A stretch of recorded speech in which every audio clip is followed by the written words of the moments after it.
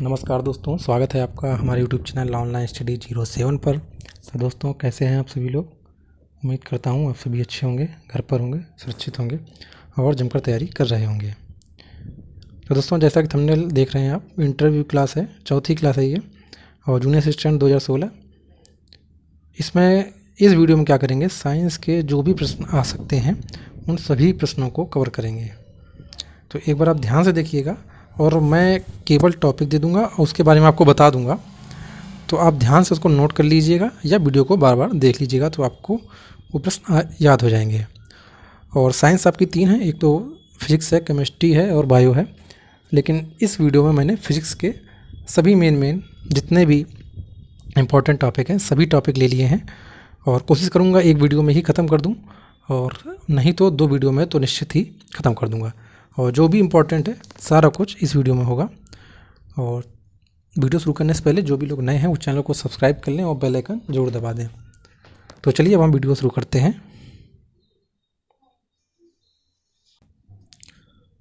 तो देखिए, जैसा कि मैंने पहले टॉपिक उठाया है फिजिक्स का, ठीक है,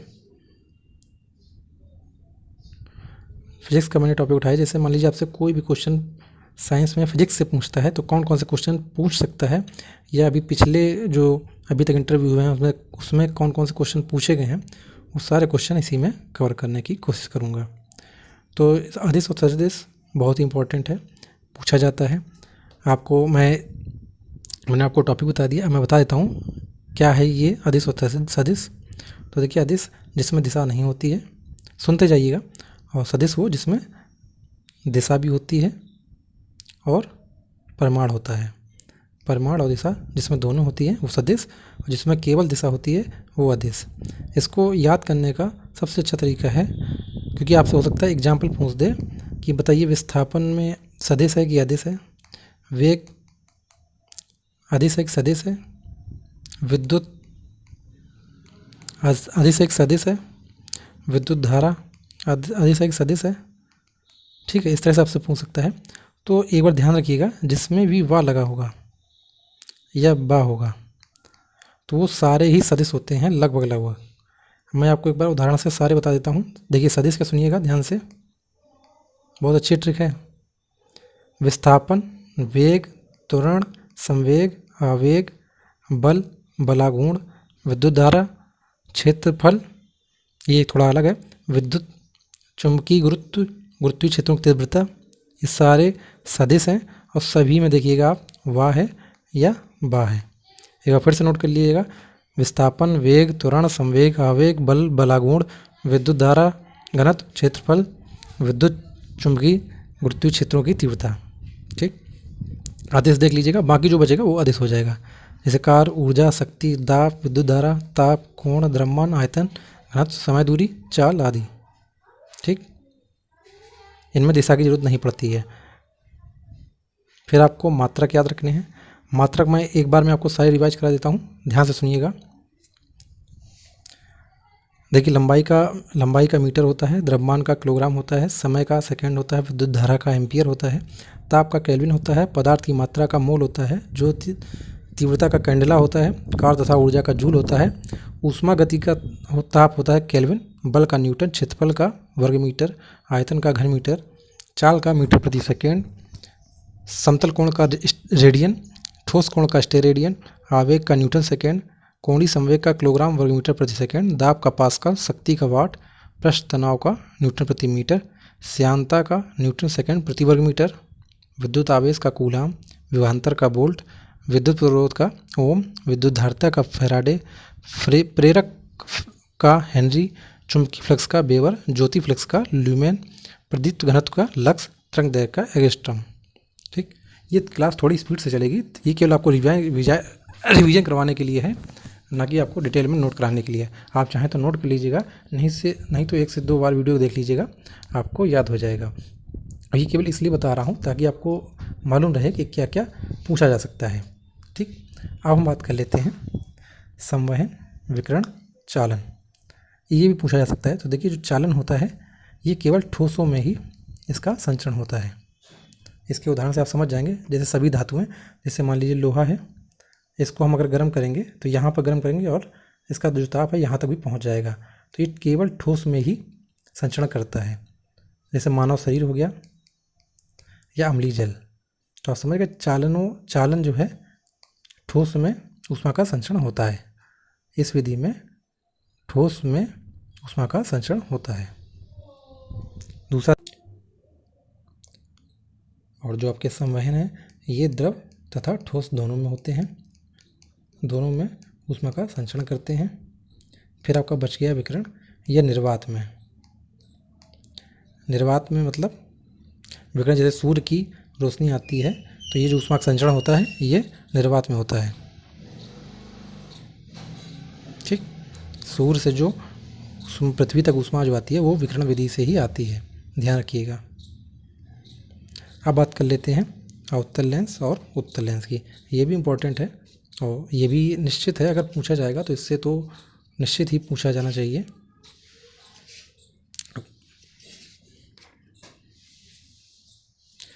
तो बात कर लेते हैं अब हम अवतल लेंस की।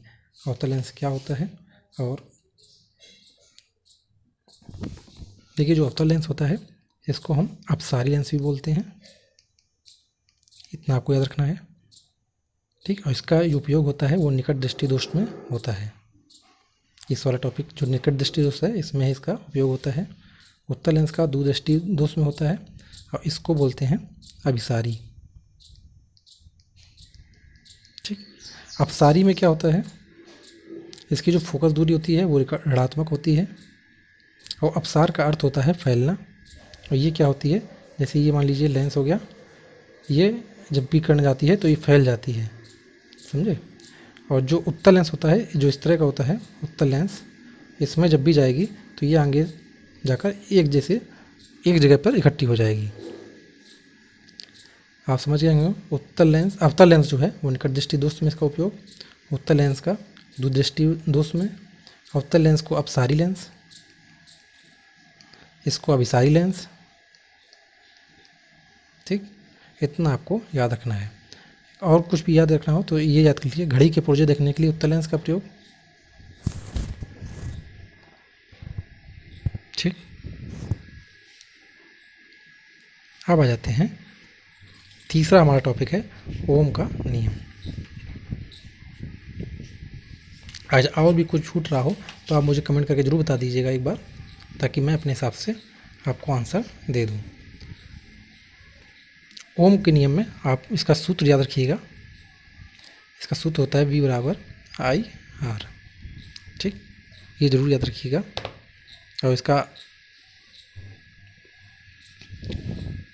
ठीक,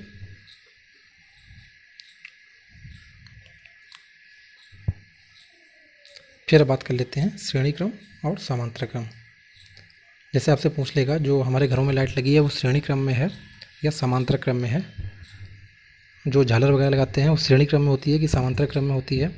जो सड़कों पर लाइट लगी रहती है वो समांतर क्रम में होती है या श्रेणी क्रम में। तो देखिए जो श्रेणी क्रम होता है, तो जैसे आपकी झालर हो गई, आपने वो झालर देखी होगी जो एक बल्ब फ्यूज हो जाता था तो सारी झालर ख़राब हो जाती थी, तो वो श्रेणी क्रम होता है। जो घर में फ्यूज तार लगे होते हैं, फ्यूज तार जैसे ही फ्यूज तार गलता है वैसे ही आपके घर की लाइट चली जाती है। तो जो फ्यूज तार हैं वो श्रेणी क्रम में लगे रहते हैं। और जो फ्यूज तार होते हैं इनका अल्प गलनांक और अल्प प्रतिरोध होता है। जो आपके रोड लाइट्स और घरों में जो बिजली के उपकरण होते हैं वो सब समांतर क्रम में लगे रहते हैं। जो रोड लाइट है, आप सुनिएगा ध्यान से, रोड लाइट और घरों में जो उपकरण हैं वो सब समांतर क्रम में लगे रहते हैं। ठीक है, फिर बात कर लेते हैं हम सेल की। सेल में आपको क्या याद रखना है, सेल होते हैं दो प्रकार के, प्राथमिक सेल और द्वितीयक सेल। प्राथमिक सेल में रासायनिक ऊर्जा सीधे ही विद्युत ऊर्जा में रूपांतरित हो जाती है। अब इसको आप समझिएगा इस तरह से, जैसे जो भी सेल चार्ज नहीं किए जा सकते हैं वो सभी प्राथमिक सेल में आते हैं, और जो सेल चार्ज करके दोबारा से प्रयोग में आते हैं वो द्वितीयक सेल होते हैं।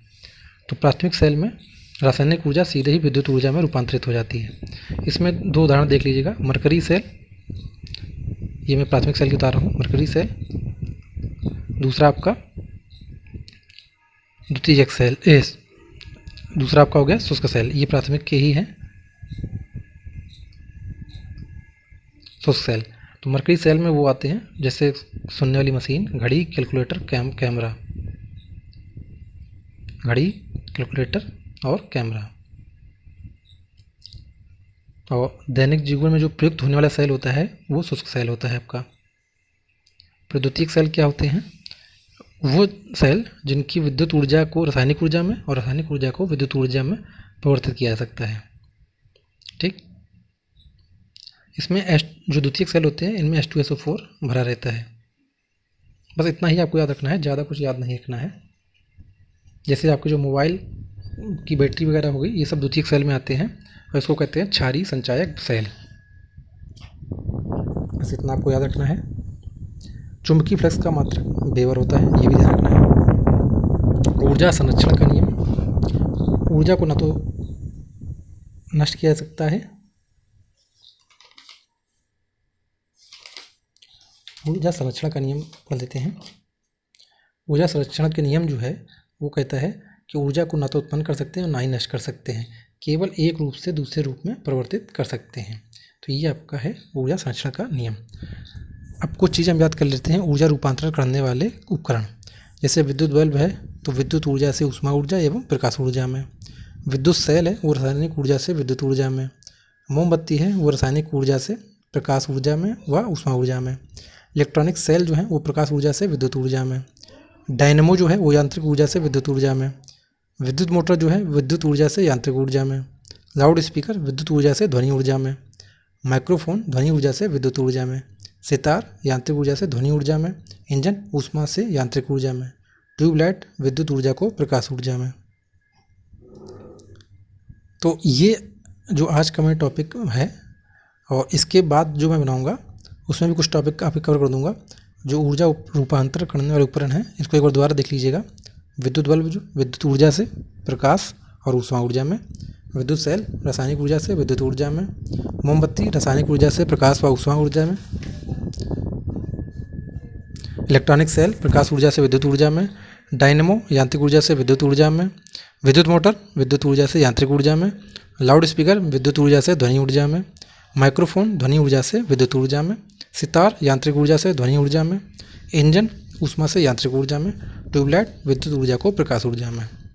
तो ये आज का वीडियो है दोस्तों, और इसके बाद कल जो वीडियो बनेगा उसमें मैं आप केंद्रीय बल, पृष्ठ तनाव, श्यानता, आकर्षण सिद्धांत, उत्प्लावन बल, उत्तोलक, न्यूटन के नियम, न्यूटन का गुरुत्वाकर्षण नियम, जी का मान कहाँ पर कितना ज़्यादा होता है, कहाँ पर कम होता है, दैर्घ्य व अनुप्रस्थ, और जो खोजकर्ता वगैरह हैं वो सब, उन सब के बारे में बात करेंगे।